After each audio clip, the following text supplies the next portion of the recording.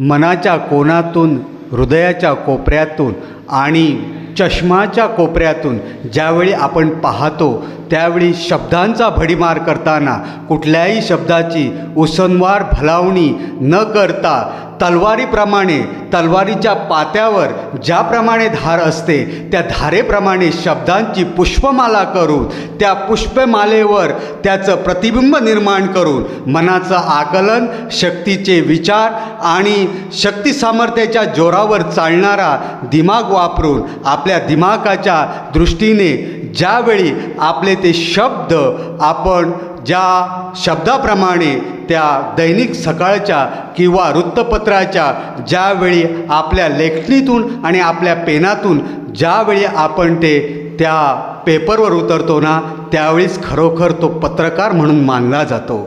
मित्रांनो, सिंधुदुर्ग जिल्ह्यातील असाच एक नामवंत पत्रकार ज्यांनी किती 25 वर्ष आपली पत्रकारितेत घालवून कोणाच्या बोजड भाषेची उसनवार भलावणी आणि कुठच्याही भाषेचा विचार न करता प्रत्येक वेळी आलेल्या संकटाला तोंड देऊन सामर्थ्यपणे, निर्भीडपणे उभं राहून शब्दाच्या जोरावर समाजाला एकत्रित करून त्या समाजावर शब्दांचा भडीमार करून शब्दांप्रमाणे त्या वृत्तपत्रावर उतरून दैनिक सकाळसारख्या एवढ्या मोठ्या वृत्तपत्रामध्ये गेली कित्येक वर्ष काम करत असताना त्या वृत्तपत्राला एक मान आणि सन्मान मिळवून दिला.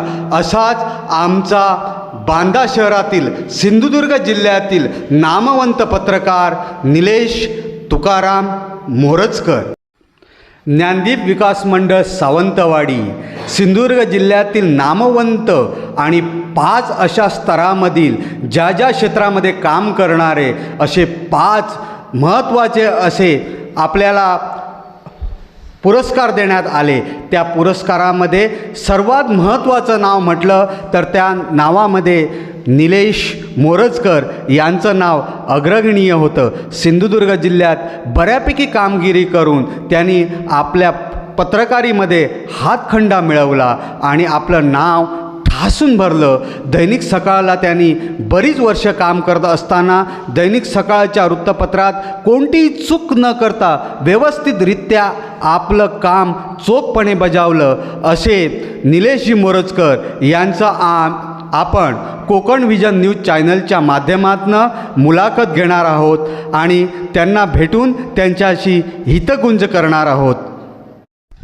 नमस्कार निलेशजी. नमस्कार. कोकण विजनमध्ये आपलं सहर्ष स्वागत आहे. आज तुम्हाला ज्ञानदीप विकास मंडळाचा ज्ञानदीप पुरस्कार प्राप्त झाला. त्यानिमित्तानं आम्ही तुमच्यासोबत काही प्रश्नांची हितगुंज करण्यासाठी इथे आलेलो आहोत. मला प्रथमतः सांगा, आपण सिंधुदुर्ग जिल्ह्यात ज्यावेळी पत्रकारिता करत होता त्या पत्रकारितेमध्ये करत असताना तुम्हाला कुठच्या गोष्टीची अडचण किंवा कुठच्या गोष्टीचा धोका निर्माण झाला होता का? सर्वप्रथम मी कोकण विजन न्यूज चॅनलचे या ठिकाणी मनपूर्वक धन्यवाद व्यक्त करतो. सांगायचं झालं तर 2003मध्ये मी माझ्या पत्रकारितेला सुरुवात केली. दैनिक सकाळमधून सुरुवात केली. त्यावेळची पत्रकारिता ही खूप वेगळी होती. पेन कागदाची पत्रकारिता ती आताची सोशल मीडियाची पत्रकारिता ह्यामध्ये गेल्या 20 वर्षात बरीच तफावत निर्माण झालेली होती. आणि तुम्हाला सांगायचं होतं की सांगायचं असं वाटतं प्रेक्षकांना मला की सुरुवातीला माझ्या घरच्यांचा ह्या गोष्टीला विरोध होता. म्हणून त्यांनी मला उच्च शिक्षणासाठी कोल्हापूरला पाठवलं. तिथे शिक्षण घेऊन नोकरीधंदा कर, घर सांभाळ असं त्यांचा माझ्या आईवडिलांची खूप इच्छा होती. पण माझा सुरुवातीचा कला साहित्य क्षेत्राकडे होता. त्यावेळी सुरुवातीला मी जेव्हा कॉलेजमध्ये होतो, कोल्हापूरला कॉलेज केलं, बांद्यामध्ये मी माझं शिक्षण घेतलं 12वीपर्यंतचं. त्यावेळी मी दैनिक तरुण भारतमध्ये कॉलेज विषयाला मी लिखाण करत होतो. त्यामध्ये बरेच लेख माझे कॉलेज जीवनात प्रसिद्ध झालेले होते. आणि तोच मी माझा फ्लो जेव्हा मी कोल्हापूरला होतो शिक्षणासाठी त्यावेळी दैनिक पुढारीमध्ये मी त्यावेळी लिखाण करायचो. आणि ज्यावेळी माझं मी शिक्षण पूर्ण केलं तर माझ्या आईवडिलांचा आग्रह होता नोकरी कर म्हणून. पण मी ते क्षेत्र न निवडता माझं जे आवडे क्षेत्र होतं साहित्य क्षेत्र त्यामध्ये करिअर करायचा माझा विचार होता. आणि त्याचवेळी मार्च 2003मध्ये मी दैनिक सकाळमध्ये इंटरव्ह्यू दिली आणि तिथून मी माझ्या पत्रकारितेला प्रारंभ केला. बरं, ही पत्रकारिता करताना तुम्हाला आजचा एकच असा पुरस्कार नाही, असे बरेचसे पुरस्कार प्राप्त झालेले आहेत. त्याच्यापैकी तुम्ही काय सांगा? मी सांगू इच्छितो की सुरुवातीला मी जेव्हा सुरू केली पत्रकारिता तेव्हा माझे पत्रकारितेमध्ये गुरु होते प्रवीणजी मांजरेकर, जे आज दैनिक तरुण भारतमध्ये उपसंपादक पदावर कार्यरत आहेत. त्यांच्यामुळे मी पत्रकारिता शिकलो.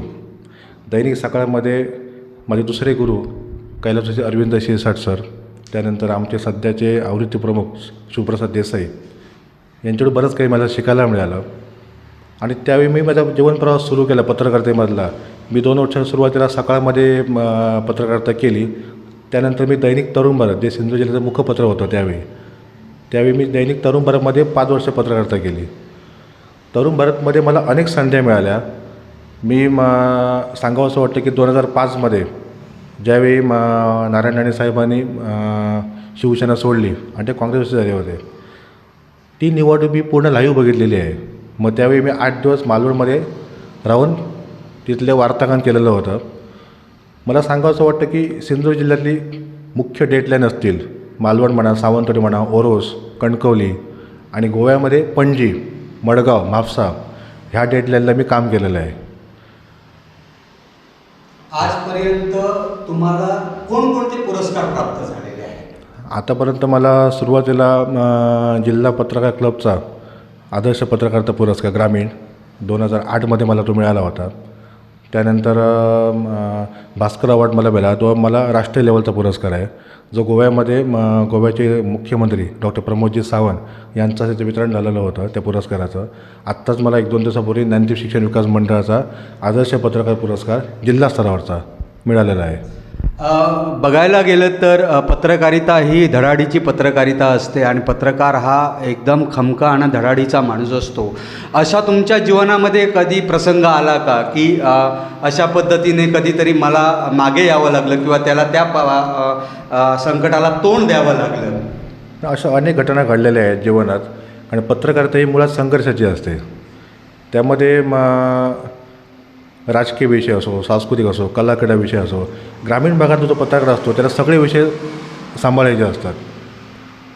माझ्या जीवनात पण असे अनेक प्रसंग आलेत. मला धमकीचे विषय आलेत. माझ्या घरापर्यंत जीवे मारण्याचा मला प्रयत्न झाला. त्यावेळी मला पोलीस प्रोटेक्शनसुद्धा होतं आणि त्या काळात मी ती पत्रकारिता अनुभवलेली आहे. पण आता तशी परिस्थिती नाही आहे. आता सोशल मीडिया आहे, बऱ्यापैकी पत्रकारितेत बदल झालेला आहे. पत्रकारिता आता त्यामध्ये सोपी झालेली आहे.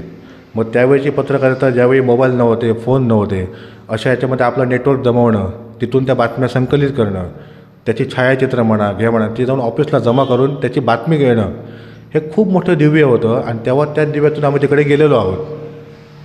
आता चिंतन, मनन, बुद्धीचा वापर करणं हे ठीक आहे, सगळ्या गोष्टी पत्रकारितेत मान्यता आहे. पण आम्हाला असं ऐकण्यात आलं की तुम्ही कधी पूर्णपणे पेपर वाचल्यावर एखादी चूक तुम्हाला आढळली तर ती चूक तुम्ही संपादकाच्या निदर्शनास आणून देता. काय सांगा? कसं आहे, माझं वाचन खूप आहे. मी सध्या आताच बांद्याचं जे षटकोत्तर सुवर्ण महोत्सव साजरा करत असलेले आपले नट्ट वाचनालय, त्याचा मी सध्या उपाध्यक्ष आहे. आणि तुम्हाला सांगायला मला अभिमान आहे की माझ्या स्वतःच्या घरात 2000 पुस्तकांचा संग्रह माझ्याकडे आहे. मी नेहमी माझाच पेपर नाही तर प्रत्येक वर्तमानपत्र मी चाळत असतो, वाचत असतो परिपूर्ण. त्यातून नवीन गोष्टी मला शिकायला मिळतात. तुम्हाला सांगण्यास मला अभिमान वाटतो की आत्तापर्यंत माझ्याकडे 15 डायऱ्या भरलेल्या आहेत. जे मला वाक्य आवडतं, जे शब्द मला आवडतात, बरे ते कुठल्या क्षेत्रातले असो, ते मी नोटिंग करून ठेवतो. आणि माझं वाचन असल्यामुळे माझं हेच सांगणं आहे नवोदित पत्रकारांना की आपलं वाचन ठेवा. वाचनामुळे तुमचं लिखाण सुधारू शकतं. आणि ह्याच्या पुढे आयुष्यात प्रसंग येतील, कुठच्या घटनाही घडतील किंवा आयुष्यात कुठेतरी बदलही होईल, पण तुम्ही पत्रकारितेला कुठच्या दृष्टीने बघा? कसं आहे, पत्रकारितेमध्ये मला सगळ्यात जास्त माझा जो मला हे दिला, सपोर्ट दिला, तो माझ्या घरच्याने. तुम्हाला मगाशी म्हटलं मी की माझ्या आईवडिलांचा विरोध होता, पण ज्यावेळी मी ह्याच्यामध्ये यश संपादन केलं, मला अनेक पुरस्कार प्राप्त आले, तेव्हा आईवडिलांच्या चेहऱ्यावर समाधान मी पाहू शकलो.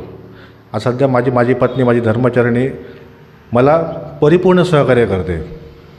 भविष्यात मला अनेक संधी भूतकाळात पण आल्या होत्या. मला गोव्यामध्ये एका दैनिकाकडे वृत्तसंपादक म्हणून पण मला आले होते, ऑफर आली होती.